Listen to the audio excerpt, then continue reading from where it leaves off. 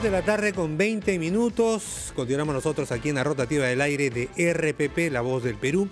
Ricardo Gómez Palma nos acompaña. Lo anunciado, Omar Mariluz, para revisar la economía, la fase 3 de la reactivación económica, Omar, que comprende, y había una expectativa también fuerte sobre ello, sobre la operación de centros comerciales, de tiendas, de restaurantes, de la actividad turística, que vaya si fue una de las más golpeadas. Y escuchábamos la explicación en el informe previo, Omar, que decía, sí, bueno, tendrán que esperar, los restaurantes van a operar al 40% de su aforo y los comensales tendrán que esperar a que luego de ocupar una mesa se desinfecte esta. Y pueden ir, y me parecía curioso, ¿no? Hasta 8 personas por familia a un restaurante. ¿Qué tal, Omar? Buenas tardes, bienvenido.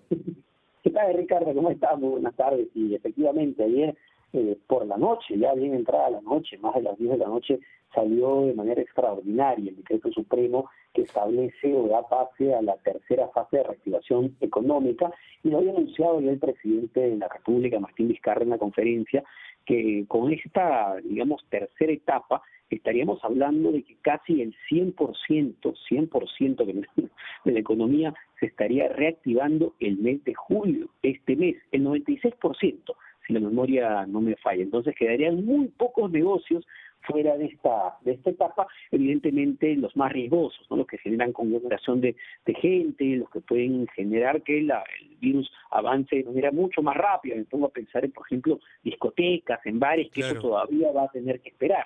Sin embargo, ya la gran mayoría de negocios van a empezar en julio. ¿Qué tipo de negocios? Lo decías muy claramente tú, Ricardo, y como se señalaba en el informe, ¿no? El transporte de pasajeros, por ejemplo, interprovincial, vía aérea, ¿no? Pero siempre solo para vuelos nacionales. Todo tipo de hospedaje, los hoteles, servicios de mudanza, como tú mencionas, restaurantes, pero con un aforo reducido, solo el 40%, y ojo, y esto es importante, las tiendas en general van a poder volver a operar, pero también el aforo, es decir, la cantidad de gente que reglamentariamente pueden recibir, tendrá que ser la mitad, solo el 50%.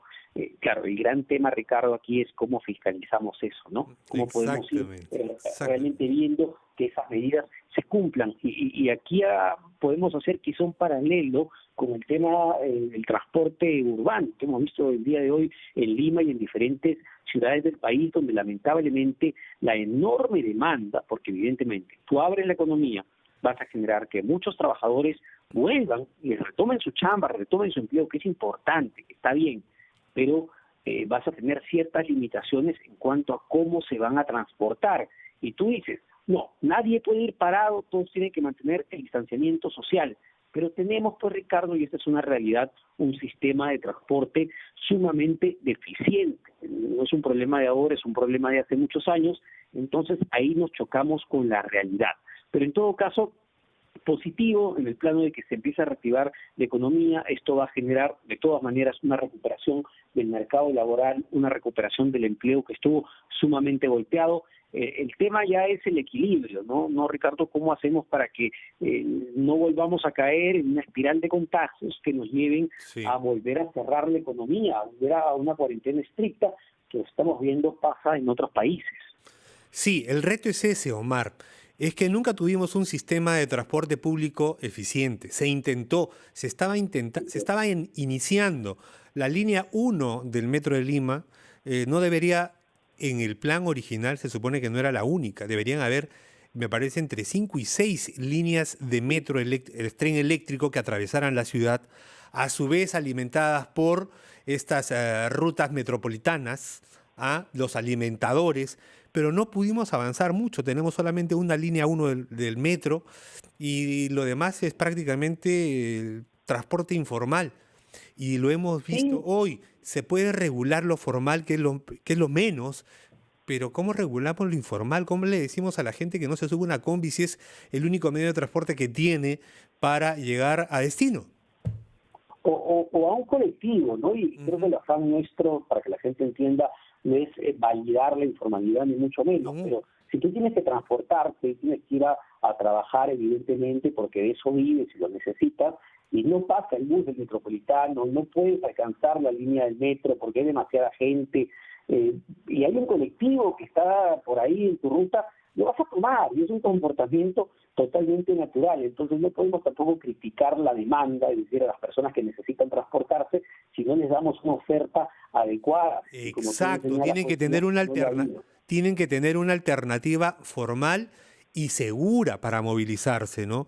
Lamentablemente, en esos 107 días de cuarentena, hemos estado apagando el incendio principal, pero no hemos podido, por ejemplo, programar, no sé, la importación y la puesta en servicio, en operación de más buses que brinden este servicio, ¿no? Buses grandes Claro. para que la gente no se aglomere, que puedan ir todos sentados. Mira, Omar, ni siquiera hemos podido, y lo hacían notar esta mañana nuestros oyentes, sabiendo que hoy empezaba esta nueva normalidad, no hemos podido sincronizar los semáforos de nuestra ciudad y siguen estando desincronizados, generando más bien más tráfico, más atoro, más aglomeración. Ahora, lo que hemos visto sí desde el Ministerio de Trabajo, desde el gobierno, es este intento de poder hacer horarios diferenciados para que la hora punta, digamos, no se concentre pues entre las 7 y 9 de la mañana. Esperemos que esto empiece a tener resultados. Hoy hemos visto algo de desorden, pero Ricardo, antes de culminar te quería comentar, porque va totalmente relacionado a esto, una encuesta muy interesante que sacó ayer Datum, que publicó el diario Gestión, que tiene que ver un poco con el diagnóstico para entender por qué la necesidad de ya emprender con la tercera fase de reactivación económica. Y lo que te decía y mostraba es que en junio de este año todavía la mitad de la población, el 51%, no estaba trabajando, que es una cifra considerable. Si lo comparamos con mayo, bajó, porque pasó de 58% en mayo a 51% en junio, porque hubo la fase 2 de la reactivación, pero todavía es un número importante de peruanos que no estaban trabajando, que no estaban llegando, llevando un ingreso a sus casas. Entonces, por eso la lógica también de ir de alguna manera empujando esta fase 3 de la reactivación económica. Pero otro dato que no es menor y que tiene que ver con las circunstancias en las que nos estamos moviendo, un terreno todavía muy, digamos, inestable por el tema de contagios, es cómo se siente la gente, Ricardo, porque la gente, digamos, ante lo que escucha y ve, está nerviosa. Y le preguntan, ¿usted ante la situación está estresada, se siente tranquilo? Y mira, el dato es preocupante. El 58%, Ricardo, casi 6 de cada 10 peruanos, dice sentirse estresado o muy estresado por esta situación. Una situación donde hay que reactivar la economía, pero a la vez está el riesgo de contagiarse. Eso estresa evidentemente a cualquier familia, a cualquier trabajador. No son datos menores y están muy relacionados a cómo llegamos a ese equilibrio. Volver a echar a andar la rueda de la economía y evitar el mayor número de contagios. Ese es el reto en este momento, no solamente del Perú, sino de todos los países en el mundo.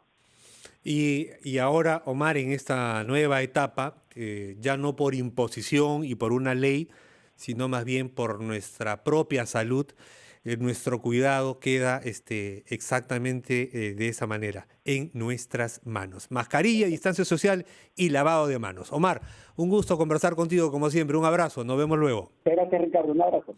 2 de la